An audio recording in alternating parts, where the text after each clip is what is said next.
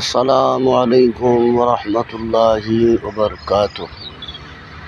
সবাই কেমন আছেন? ভালো আছেন? আলহামদুলিল্লাহ, আমিও ভালো আছি। দেখেন আমাদের এলাকার অবস্থাটা, বা নিচের বাড়িঘর পানির নিচে, কোনো রকমই মেঘ থামছে না। অহরহ মেঘ হইতেছে। যারা দেশে বিদেশ থেকে দেখতেছেন, সবার কাছে একটাই আবদার, আমাদের প্রত্যেকের জন্য সবাই দোয়া করবেন যে আল্লাহ সাহায্য করেন। এটাই আমার কামনা। আমরা লাগি দোয়া করবেন। অনেকের বাড়ি ঘর পানির নিচে, ঘর তো কি বাড়াইতে পারতেছেন। আমি নিজেও ছুটিতে এসেছিলাম,